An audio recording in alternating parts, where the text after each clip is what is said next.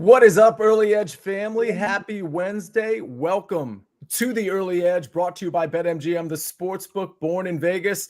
The chat is already buzzing. We are Warren Moon days away from NFL kickoff tomorrow night, Chiefs, Ravens. I absolutely cannot wait, otherwise known as Cam Newton days away. Let's check out how we did on the recap screen. 3-3, man. My Dodgers first five -0.5. It was the very last out of the bottom of the fifth. Ward goes yard. We lose that one. But listen, 3-3 isn't bad when you consider a plus 160 from the sniper and a plus 140 from buckets. We actually came out on top just a little bit here, but we're going to try to do better than 3-3. And before I introduce the stars of the show, which include, of course, Reginald Boomer and Liddy and D Johnson and Chris Kish and Mark Hood and Nathan Pike and all of you there, I got to mention to you, there's stars today at 2 o'clock. The college football preview, which was an extremely popular show last week. It's an extremely talented lineup that we're going to have on CBS Sports Network at 2 o'clock. Make sure you tune into that. Honestly, you do not want to miss it. It is one of the best shows I've seen all year on any network, let alone CBS Sports Network. So definitely check that out. And ladies and gentlemen, it's time for me to stop talking and for me to bring in the stars of the show, the guys that are going to make it happen today and improve our recap screen. It's Propstarz, it's Amags, and it's the guru, Martin Green. Martin, I got to ask you right off the bat. We're NFL season, we're 1 day away from NFL season. I'm wearing a soft green shirt to perhaps represent your team. Real quick, Eagles, Super Bowl bound or no? I think they'll win their division. I think they can go deep into the playoffs, but I think they'll just fall short, unfortunately. All right, Propstarz, that's Martin Green's take. You're also a Philadelphia Eagles fan. Your thoughts on the Eagles winning the division and being Super Bowl bound? I think they're a great bet to win the division, Sia. I think there's a couple of great teams in the NFC. The Eagles are one of them. I think they, along with Detroit, have as good a chance as any team in the NFC. Speaking of winning divisions, Amags, I know you're a Yankees fan, but I got to ask you, I believe as of last night, the Orioles might be, a half game up in the AL East. Your thoughts on the Yankees experience and their closer and this AL East race? We may be getting to a point here where I can't pair my pick with the hat just because it almost pains me to put the Orioles hat on today after losing not only that game last night, but then first place, of course, as you mentioned. So this might be the last time you see me in the O's hat until after this season. Definitely not great. I see some Clay Holmes chatter in the chat already. There's nothing more for me to say, really. But one quick thing, we are Malik Neighbors days away from NFL season as we turn our thoughts to the Giants. And he just changed his number to number 1. So that's pretty cool. Welcome to the NFC East podcast, ladies and gentlemen. As of course you know, that's Santana Moss. Oh, it's behind this shoulder. That's Santana Moss behind my left shoulder, holding up the 21 for Sean Taylor. A lot of Big East love, except for the Cowboys, of course, who I'm sure will somehow sneak into the playoffs and get blown out by 100 points in the first round. All right. Speaking of points, speaking of getting our record a little bit better than 3-3 yesterday, Martin, let's just go ahead and start with the picks. By the way, if you have a favorite number 1, put it in the chat. Any sport this time. Martin Green, you've got 2 plays on the pitch. What are they? Uh-oh. It's the first time in a long time. I got Martin, I got to be honest with you. Like it's been probably 6, 8, 9 months. We're going to give you that one. That's okay. My streak has come to an end, sadly. I was tapping away, replying to everyone on the chat, so I'm blaming that. There's no real soccer games of note taking place today, unfortunately. So I've had to go for picks tomorrow and Friday's games. It's the UEFA Nations League. So some big teams are in action, and I'm looking at a game between Serbia and Spain. Spain are going to be surging with confidence after winning Euro 2024 this summer. They beat England, France, Germany, Italy and Croatia at that tournament. I think they should be far too strong for Serbia. The Serbs have some dangerous forwards in their ranks, including Dusan Vlahovic, but they're weak in defence. For that reason, I'm going for Spain to win and over 1.5 goals. Odds of -115. And then soccer fans can look forward to a heavyweight clash between France and Italy in Paris on Friday. France manager Didier Deschamps has called up a really strong squad featuring the likes of Mbappe, Griezmann, William Saliba. Les Bleus conceded just 3 goals in 6 games at the Euros this summer. Really strong defensively. I think they should be able to keep Italy's forwards at bay for the majority of this game. They'll have home advantage at the Parc des Princes. They should outclass Italy overall. So I'm combining France to win with under 4.5 goals at -110. All right, a couple of combos starting tomorrow. Speaking of combos, Brian Smith says Braves run line and Orioles run line. That's a combo parlay that I guess Brian Smith is interested in. Amags, perhaps we're going to ask you about some live plays, not live plays, but plays in the chat that people are curious about. The Braves one is interesting to me because I don't know that I trust Charlie Morton, but I love the team he's pitching against. So we'll get to baseball in a second because, Proppy, we got to get to your baseball pick as well. If you want to make any of these picks whatsoever, whether it be soccer, MLB, or the NFL prop I'm about to give out, it's over at BetMGM. New BetMGM customers can sign up today and get up to $1,500 in bonus bets. Just place your first wage of at least $10 and you'll receive up to $1,500 instantly if your bet loses with bonus code EDGE. That's bonus code EDGE, EDGE. All right, like I said, we got to get to Proppy's pick. We got to get to Amag's pick. We got to get to my pick and all of your picks in the chat. We'll do it right after this break from our partners. My first hot take of the year. When Sunday football isn't enough. Dislike that take. Great take. That other pregame show will put you over the top. I'm all in. Let's go viral here. Every Sunday, all the insight you need on CBS Sports Network. We're back on the Early Edge presented by BetMGM, the sportsbook born in Vegas.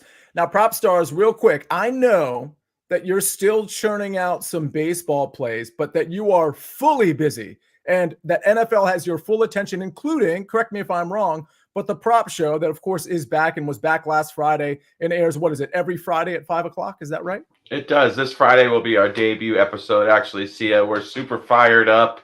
Could not be more excited. I will have a bevy of props between now and the show. So, looking forward to all the NFL content that I'll be releasing between now and Friday. Speaking of NFL content, before we get to your pick, me, Mike McClure, and Meg Schaup, we do our game-by-game preview for the DFS slate tomorrow at 11 o'clock. Every Thursday at 11 o'clock, you'll be able to get Mike McClure's picks for the main slate in DFS, Meg Schaup, and myself. Again, tomorrow after the Early Edge at 11 o'clock, we'll be on the Fantasy Football Today YouTube channel. Make sure you go and download and subscribe to that podcast on Apple or Spotify. All right, Proppy, let's get to your MLB pick. We got a couple MLB picks to take care of before we end this show. You're starting us off.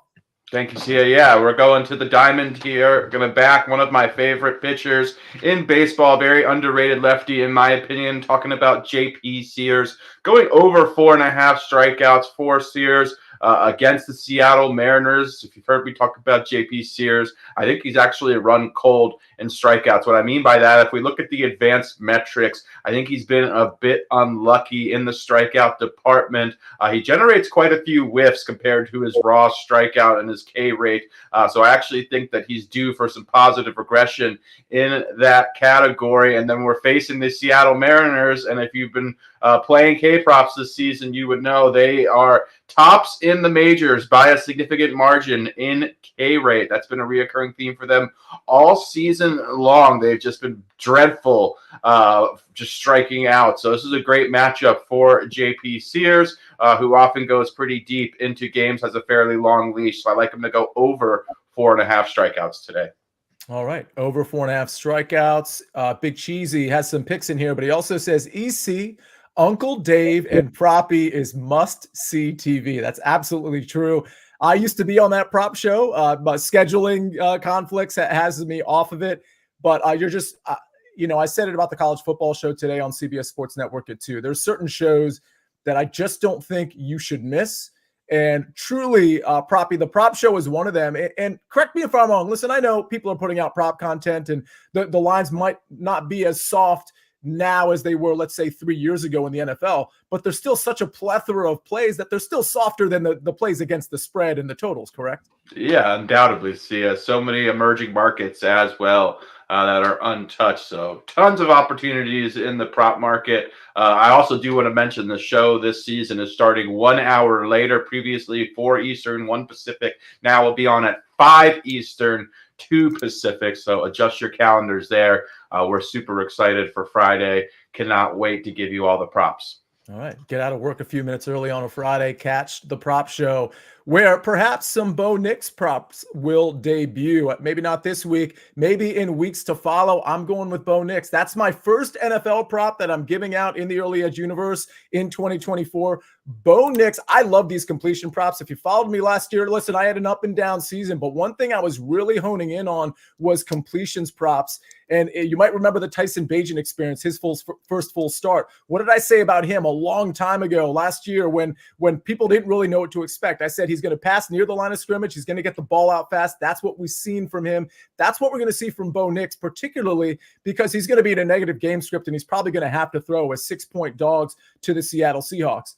Here's the thing. What does Sean Payton love in his quarterbacks? He loves efficient quarterbacks. Check for Bo Nix. He loves quarterbacks that can get the ball out fast. Check for Bo Nix. I don't really care about the talent. I don't really care about whether you think the Seattle defense is super talented or not super talented. Mike McDonald comes there. It's going to be a better defense for sure. But I think Bo Nix is going to capitalize on a lot of short area throws, a lot of completions. I really think this line should be 20.5. And I suspect before kickoff at a lot of books, it might actually move to 20.5 at around -110, -114 each way. But I like it at up 19.5 quite a bit. Again, I think Bo Nix is going to just they're not check downs, but there's a short area throws. I think he's going to diagnose it pre-snap, know which receiver to go to, and get the comfortable throws out. Give me Bo Nix over 19.5 completions at -114. Play this up to -135. All right, Amags, it's your turn. You're wearing, I can't believe it, you're wearing the Baltimore Orioles cap. And listen, you're doing it for the show. You're doing it for your pick. You're not even necessarily predicting the Orioles to win this one, although I suspect you think they're going to win. You're focused on a player. Yeah, this one I've already seen in the chat, people trying to guess what my play might be. Is it the run line? Is it the -2.5? Is it the money line with the Braves money line? Here's what it is. You guys know I love the player props. I love the hitter props. We're going Anthony Santander over 1.5 hit run and RBI today. The left-handed batter against Jonathan Cannon. And as you mentioned, Sia, I do think that they win the game. I'm not in love with Albert Suarez. I guess my point is that lately he's been good. I don't exactly know what to make of his entire body of work. So if you like to just kind of play the hot hand, generally I do that with the hitters. And I have no problem taking the Orioles today. I think maybe the better bet would be Orioles to win the game and Santander 1+ hit. He has 11 hits over his last 7 games here. He's really been solid in the last week. And I think that coupled with what he could do against the changeup, sinker, combo, really anything that he is, Jonathan Cannon I'm talking about, anything that Cannon is throwing to Santander, I think that he can handle. So the cutter, the sinker, the changeup, doesn't matter what it's going to be. I think he'll be able to handle it. The -135, I really think it should be closer to -150 or worse, even up at 2.5. So I'll take the 1.5 here. I have a couple other ones I want to throw out there, so I'll do that maybe as we go on. I'll let you finish, but there's some stuff in the chat I did want to address. Yeah, well, let's do that now because I wanted to ask you a couple that I noticed. Let's start with Gregory Hill and the ladder prop on Spencer Arrighetti. I thought about bringing a Spencer Arrighetti first 5 to this show. I thought the juice kind of just got a little out of control for me because it was in that -140, -145 range. I really didn't want to play it there, but I do like Spencer Arrighetti. Your thoughts on a K ladder? So Arrighetti, if you looked at it when it opened up really early this morning, it was 6.5 +110 or +115 or so. We've seen, and generally when that happens, you'll have the 5.5 is like -165 or worse, at least when it's going to open up at the plus money there. We've seen that come back to 5.5 now. It's at like -115, -120 even. So in my opinion, the market does not like it. Of course, there's not a ton of liquidity in these props, but still, when the number moves, I do at least take a little bit of what it is saying, and really nobody is loving it there. I will at least give you this. If you want to play him, maybe you take it with like the Astros on the money line and pair it with the strikeouts at 5 or something, because I do like them in the game, but it just seems like the market really doesn't love it. And when you look at the underlying stuff, it's been the strikeouts to lefties that he's been really great with. 3 lefties in this Reds lineup, 2 of them with really low K rates. So he's kind of just leaning on Elly De La Cruz, and then you're going to have to go to his weaker side to get the strikeouts. I don't know if I love it, but I will say it does seem like a low number for a guy that's been killing it. Another one that I saw from Liddy earlier, changing gears to the Dodgers. Bobby Miller, I believe, and I'm going off memory here. I think Liddy was suggesting Bobby Miller over 2.5 earned runs allowed, and I believe the number was like plus 115. Your thoughts on Bobby Miller today? I'm a Bobby Miller truther. I really think he's a great young pitcher. So the strikeouts, I believe we had plus odds, but maybe it's moved around a little bit now, or maybe it's come down. I don't exactly know where it is, but the strikeouts is where I was kind of looking. You guys know we hit a strikeout prop recently on him. I don't love playing the earned run props either. It's not my forte. But when you get the earned runs, it's usually the 1.5. You're trying to play the over. The 2.5, you got to get good plus money to play the over, because 3 earned runs really, it's not an easy task. So I don't love that, to be honest. All right, and let me go to Martin, and then if there was others that you wanted to bring up, Mags, we'll do that after I go to Martin. Martin, I saw you typing away. I don't know if you're trading stocks or you're responding to the chat. Any soccer stuff that we all need to be apprised of? It was Proppy talking about emerging markets. I thought I'd buy some emerging market stocks. No, I was replying to comments. Brad was asking about a real heavyweight clash between San Marino and Liechtenstein, which should be a fun game. San Marino is a tiny dot in the middle of Italy with 30,000 people living there. It's like the size of a small town, and they never win. They lost to St. Kitts and Nevis recently, which is a tiny little archipelago in the Caribbean. This is the chance for them to finally win a game, but it's probably not going to happen, sadly. Liechtenstein have won unbeaten in their last 4 games against San Marino. So I think San Marino's long winless streak is going to be extended, sadly. Maybe unders in that game. Is there anything else? Portugal, Croatia. Yeah, that should be fun. That should be a fun game. Yeah, I reckon maybe both teams to score there. But yeah, I'm staying away from San Marino.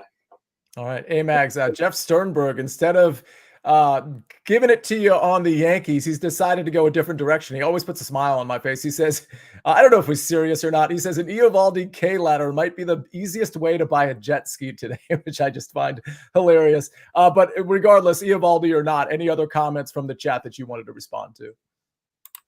So there was a question about a home run play. I think that there's a solid spot out there in LA tonight. You had Betts hit a home run last night. It's Ohtani's return. Obviously, he did well last night, just didn't hit a home run. I wouldn't be surprised if you see either of those guys go deep tonight. I actually really think Betts is solid, just canning against the righties. He's been pretty evenly split in terms of the home runs, but just recently more so against the righties has been not his forte. So I think that is one if you want the home run prop. There was one other, Kowser. I mean, I have no problem if you want to take another lefty against Jonathan Cannon on that lineup. Just kind of would rather see where he's going to hit in the lineup. I know we've seen him jump around. Sia, probably, as you know, he's been jumping around the lineup, but that one does seem pretty solid. And then, so I'm going to be on HQ later, and I don't think I'll be able to talk about this one, but I wasn't sure what the games would be, so I want to at least throw it out there. So you have Yu Darvish coming back for the Padres today. Yep. And, as you guys know, I always like to try to fade guys that are either you saw it yesterday with Andrew Heaney. It didn't go well. Tip my cap to him. But trying to fade someone that's, starting pitcher, generally they're creatures of habit. You had weird rest for Heaney, especially after the last game. You have Yu Darvish coming in, a little bit weird coming back, but he hasn't had a rehab start, 66 pitches last time. If you want to bet on Yu Darvish, I like the over 1.5 walks, plus 165. A little bit of rust. I mean, we could get that rather easily. He had walked at least one batter in quite a few of his starts this year. So I think that's a pretty interesting spot. But take a look at Yu Darvish coming back. That Padres team, they get Darvish back. They get Tatis back. That's pretty interesting. Yeah.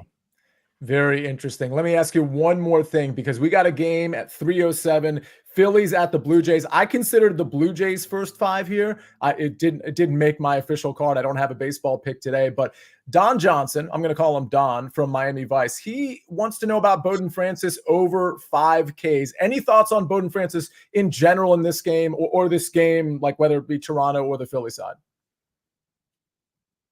So I'm not going to.